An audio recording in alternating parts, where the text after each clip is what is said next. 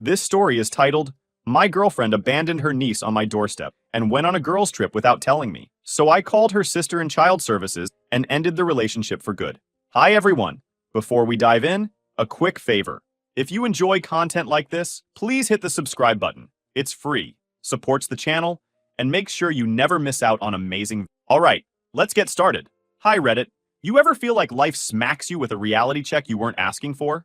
That's where I found myself with my now ex-girlfriend, Lexi. For over a year, I thought I was dating someone who had her life together. Turns out she was a lot more self-centered than I ever realized. And let me tell you, I missed all the signs. I'm Jake, 33, and I met Lexi, 29, at a coffee shop about a year and a half ago. It was one of those cute, movie-like moments. She spilled her drink all over the counter, swore under her breath, and I handed her some napkins while cracking a joke about the baristas making drinks too aggressively. She laughed, and from there, we started talking. She had this effortless charm about her, like she didn't have to try to be the most interesting person in the room. I asked for her number that day, and we hit it off fast. Dates turned into weekends together. Weekends turned into spending most of our time at my place, and before I knew it, we were a couple. Lexi was fun, spontaneous, and the kind of person who could make any situation seem exciting. She always had a story, always had a joke, and always seemed to have this air of confidence that was contagious. But looking back now, there were cracks in that image, ones I completely ignored at the time.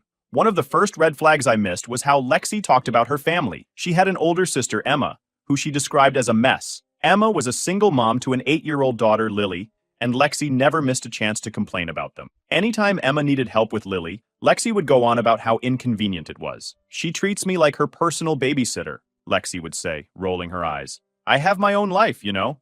At first, I didn't think much of it. Siblings vent about each other all the time, right? I figured Lexi was just blowing off steam and that it wasn't a big deal. But what stuck out to me was the way she talked about Lily. Most people, when they talk about kids, have at least a little softness in their voice. Not Lexi. She made it sound like Lily was some huge burden. She's not even that hard to handle, I remember saying once. Kids that age just want to play games and eat snacks? How bad could it be? Lexi scoffed. Yeah, but it's not my job, Jake. Emma chose to have a kid, not me. That response stuck with me. I didn't say anything at the time because I didn't want to start a fight, but it felt cold. The way she dismissed her own niece like that rubbed me the wrong way, but I chalked it up to her being frustrated in the moment. The more I think about it, the more I realize how much Lexi liked to frame herself as the victim in every situation. If Emma needed help, Lexi would act like she was doing some massive charity work, like she was a saint for watching her niece for a couple of hours. She'd never admit it, but she loved playing the martyr. And because I didn't know Emma well, I only had Lexi's version of events to go off of. Lexi also had this habit of being vague about her plans. She'd tell me she was busy or had something to take care of, but she'd never go into detail. If I asked, she'd brush it off, like I was prying too much. At the time, I didn't think it was a big deal. She was an independent person, and I respected that. But now I realize she used that vagueness as a way to keep me in the dark about a lot of things. One of the few times I met Emma, I started to see cracks in Lexi's narrative. Emma seemed tired, sure, but she was nice and clearly loved her daughter. She thanked Lexi for helping out and even offered to pay for dinner, which felt weird considering how much Lexi complained about being taken advantage of. After we left, I said, Emma seems nice. I don't know why you make her out to be so difficult. Lexi shrugged. She's fine in small doses. You don't see what I see? I let it go, but looking back, it's clear Lexi was leaving out a lot of context. Another thing I should have picked up on was how Lexi handled responsibility in general. She hated being tied down to anything. If someone asked her to do something that didn't directly benefit her, she'd either find a way to get out of it or do the bare minimum. It was always about what was convenient for her. One time, a friend asked if she could pet sit for a weekend. Lexi agreed, but when the time came, she handed me the key and said, You're better at this kind of stuff. Can you check on their dog for me? At the time, I thought it was funny, like she was just being lazy. But now, I see it for what it was. She didn't want to deal with anything that took effort. That laziness bled into how she treated me, too. If we made plans, I was always the one organizing everything. If we had a disagreement, I was always the one who had to smooth things over. Lexi liked to act like she was easygoing, but really she just didn't want to put in the work. And yet, I kept making excuses for her. I told myself she was just busy or tired, or didn't realize how her behavior came across. I wanted to believe she was the fun, carefree person I'd fallen for, not the selfish, entitled person she really was. The truth is, I was blind to how one-sided our relationship become. I did everything I could to make things work, and Lexi took it all for granted. I didn't see it then, but she wasn't just inconsiderate. She was straight up manipulative. But all of that came to a head. One Friday afternoon, I walked up to my house, expecting nothing more than an empty living room and a peaceful weekend. Instead, I found an 8-year-old sitting on my front steps, holding a tiny pink suitcase and looking at me like I was supposed to have all the answers. "Lily?" I asked, trying to make sense of what I was seeing. She nodded, holding out a piece of paper like it was her ticket to a ride she wasn't sure she wanted. I took it, and there it was. My address scrawled in Lexi's unmistakable handwriting. "She said you'd take care of me this week," Lily said, her voice casual, like this was a normal drop-off arrangement. I stood there, stunned. Lexi never mentioned, not a word, not a text, nothing. My phone was in my pocket, so I yanked it out to check if maybe I missed something. Nope. No messages, no calls, no warning. Just her niece, sitting on my porch with a suitcase and a note. I crouched down to her level. "Hey, did your aunt say where she was going?" "She said she's going to see her friends," Lily replied, shrugging like it wasn't a big deal. "Friends? What friends? I didn't even know she had plans this weekend." I brought Lily inside, figuring we'd sort this out in a minute. I got her some juice and a granola bar, while my brain scrambled to process what was happening. I tried calling Lexi, but her phone went straight to voicemail. Okay, maybe she was driving or her phone was off. I left a message. "Hey, Lexi, you, left Lily here? Call me back, like immediately." I wasn't sure whether to be angry, confused, or both. Mostly, I was just trying to stay calm for Lily's sake. She was munching her granola bar like this was a totally normal Friday night, and I didn't want to stress her out. After a few minutes of pacing and no callback, I sent a text. "Why is Lily here? Where are you?" Nothing. I decided to ask Lily a few more questions, keeping my tone light so she wouldn't feel like she'd done anything wrong. "So, your mom's at work, right? And Aunt Lexi said she'd watch you?" "Yeah," Lily said. "She said she had to go see her friends, but you'd be fine watching me." "Fine? Watching her? Was this some kind of sick joke?" I opened the suitcase to see what Lexi had packed for her. Inside, there was one change of clothes, a stuffed animal, a half-empty pack of crayons, and a coloring book. That was it.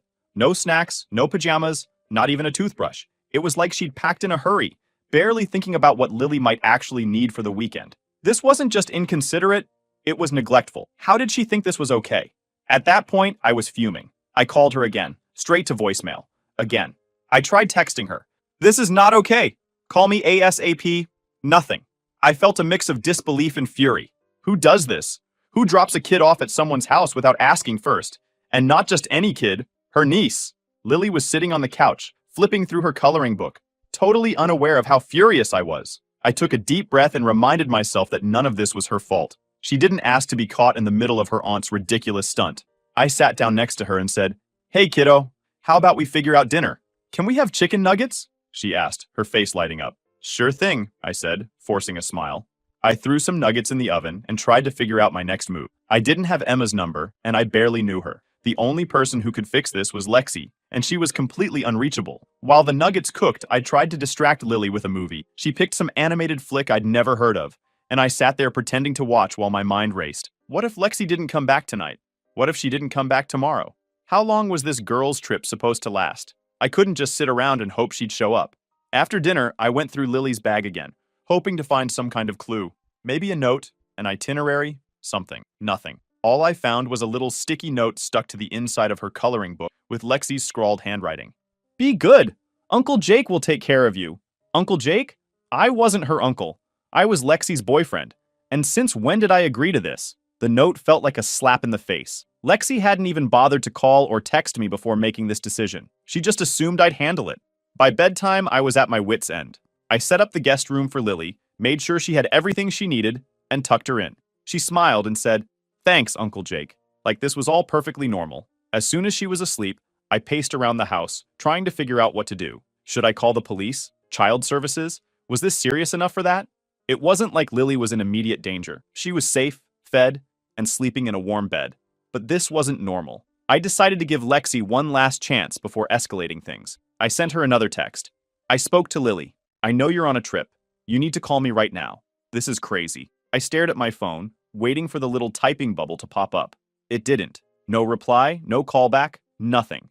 At that point, I realized two things. First, Lexi wasn't going to call me back anytime soon. She dropped Lily off and clearly thought that was enough. Second, I was going to have to figure this out on my own.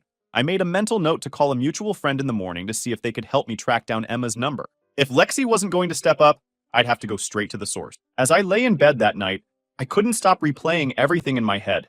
All of it felt surreal. Lexi had always acted like she was so put together, like she had everything under control. But this was something else entirely. Something had to give, and I wasn't going to let Lexi's irresponsibility slide. Not this time. The next morning, I woke up still annoyed and confused. I checked my phone. No missed calls or texts from Lexi. At this point, I wasn't even surprised. I got up, made Lily some breakfast, and tried to focus on her instead of the mess Lexi had dumped on me. Lily was a sweet kid, totally unbothered by the chaos her aunt had caused. She chatted about her favorite shows while munching on her pancakes, and I nodded along, trying not to let my frustration show. Once breakfast was done, I set her up with some cartoons and started making calls. My first priority was to get in touch with Emma. I didn't have her number, but I figured someone in our circle might. I called a mutual friend, Sarah, and explained the situation. Wait, Lexi dropped her niece at your place without telling you? Sarah sounded as shocked as I felt. Yeah, I said. And now she's off on some girls' trip, completely unreachable. Do you have Emma's number? I need to let her know what's going on. Sarah paused for a moment before saying, I don't have her number, but I know someone who might. Let me text you in a bit. I thanked her and hung up, already feeling a little better. At least I was doing something to fix this. While I waited for Sarah's update, I started cleaning up the kitchen. That's when it hit me. I still didn't know where Lexi actually was. She'd told Lily she was visiting friends, but that was vague as hell. I grabbed my phone and decided to do some digging.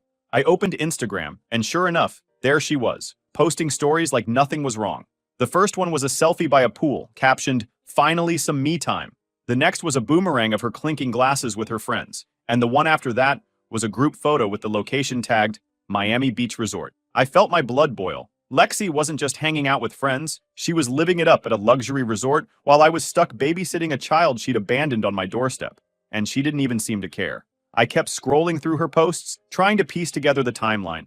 She'd been bragging about this trip all week, but I hadn't paid much attention at the time. Now it all made sense. While I was working and planning for a quiet weekend, Lexi was packing her bags and plotting her escape. The more I scrolled, the angrier I got.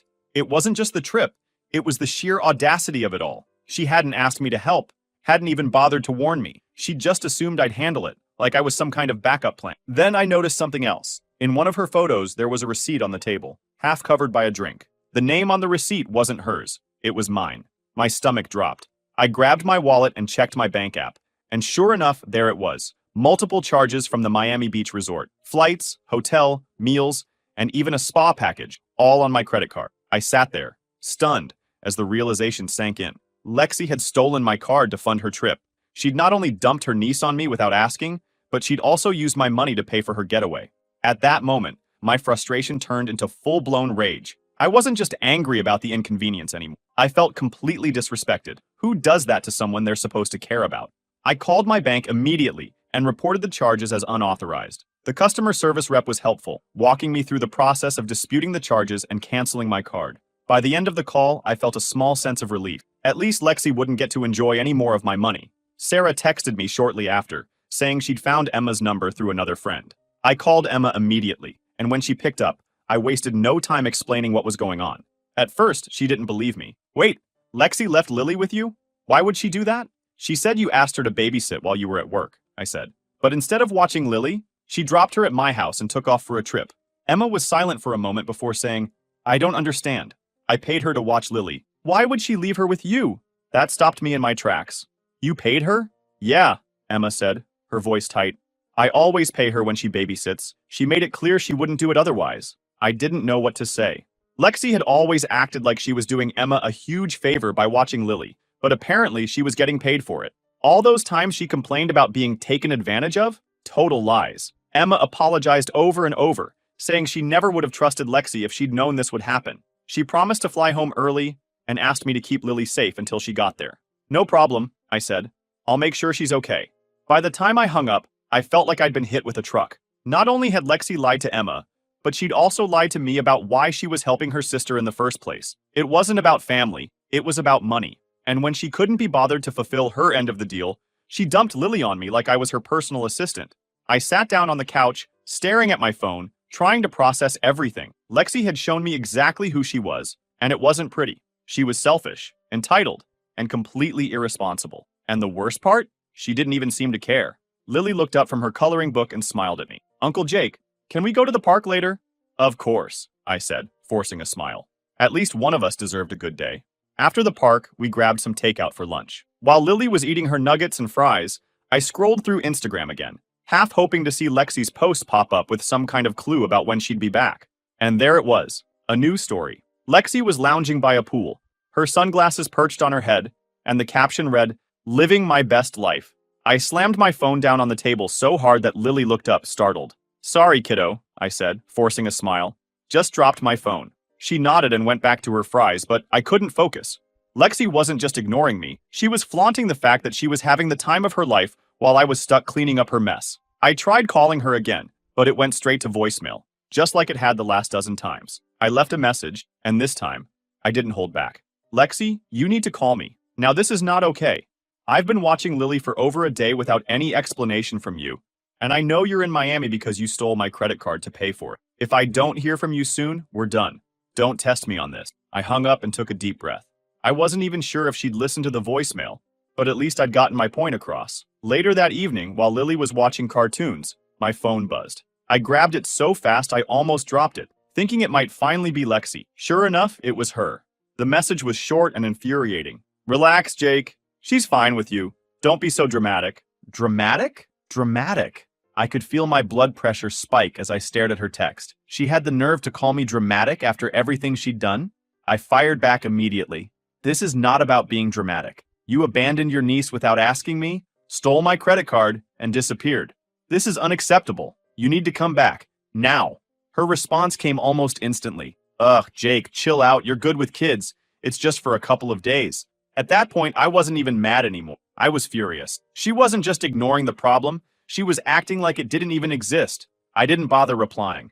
I needed to cool down before I said something I couldn't take back. Instead, I called Emma again to let her know what was going on. "She texted you that?" Emma said, her voice tight with anger. "I can't believe this. She's completely out of control. I'm flying home tomorrow, Jake. Just hang in there a little longer." I told her not to worry and that Lily was fine, which was true. Despite everything, Lily was still her cheerful self, drawing pictures and telling me stories about school. She had no idea the adults in her life were completely losing it. The next day, while I was making breakfast, I got another message from Lexi. This time, it wasn't just her brushing me off. It was an accusation. "You're seriously ruining my trip. I trusted you to handle this, and now you're acting like a child. Grow up, Jake." That was it. I wasn't going to let her twist this around and make me the bad guy. I called her, and this time, she actually picked up. "Finally," I said, my voice sharp. "What the hell is wrong with you, Lexi?" She sighed like I was the one being unreasonable. "You're so dramatic, Jake. I trusted you because you're good with kids. This isn't a big deal. You're just overreacting. I was so mad I could barely think straight. You know what? Don't bother coming back here. We're done. I've had enough of your selfish crap." "Jake, don't be stupid," she said, her voice rising. "You're going to break up with me over this? Seriously? You're such a—" I hung up before she could finish. I wasn't going to sit there and let her insult me after everything she'd pulled. After the call, I blocked her number. I was done letting her push me around and make me feel like I was the crazy one. When Emma's flight landed later that evening, she came straight to my house to pick up Lily. I told her everything that had happened. Emma was livid. "She's going to pay for this," she said, holding Lily close. "I'll make sure of it." After they left, I thought things might finally start to settle down, but I was wrong. This wasn't over, not by a long shot. The chaos Lexi unleashed didn't end the moment I kicked her out of my life. In fact, that's when the fallout truly began. I started by following up with my bank. The customer service rep I spoke to had been great about disputing the charges when I first called, but now they wanted more details for their investigation. I forwarded them screenshots of Lexi's Instagram posts, showing her tagged at the Miami Beach resort, along with copies of my bank statements highlighting the unauthorized charges. "We'll escalate this to our fraud department," the rep told me. "If the charges were made without your authorization, we'll flag them and notify the proper authorities." Hearing that felt like a small victory. Lexi thought she could get away with using my money for her selfish trip, but now it was going on record as fraud. The next call I made was to the Miami Beach resort. I explained the situation to their customer service team, letting them know the charges were disputed because Lexi had used my card without permission. The woman on the other end sounded appalled. "I see the reservations," she said. "It looks like 2 nights were already completed, but the remaining nights have been canceled." "Great," I said. "And what happens now?" "Well," she continued, "since the payment is under investigation and flagged as unauthorized, her account here will also be flagged for fraud. She won't be able to book with us in the future." That was the icing on the cake. Lexi loved flaunting her luxury trips, and now one of her go-to spots was banning her. It wasn't going to undo the damage she'd done, but it was a step in the right direction. Meanwhile, Emma and I stayed in close contact. She was furious and laser-focused on making sure Lexi couldn't pull a stunt like this again. I filed the CPS report, Emma told me during one of our calls. I explained everything, how Lexi agreed to babysit Lily, then abandoned her at your house without asking, and how you had to step in to make sure she was safe. Good, I said. What else can I do to help? They might ask for a statement from you, she said. Having your perspective as someone who was directly impacted will strengthen the case. It didn't take long for CPS to reach out. They wanted me to give a full account of what had happened, and I didn't hold back. I told them how I found Lily on my doorstep, how Lexi ignored my calls and texts for days, and how she left Lily with barely enough supplies for a weekend. She didn't even bother to confirm I was home, I told the caseworker. If I'd been out of town, Lily would have been stranded. The caseworker was taking notes the entire time, occasionally asking clarifying questions. Then they asked about the credit card situation, and I explained how Lexi had used my card to book her trip. I sent them copies of my dispute with the bank and screenshots of Lexi's social media posts, which made it painfully obvious she was living it up on stolen money. This is very concerning, the caseworker said.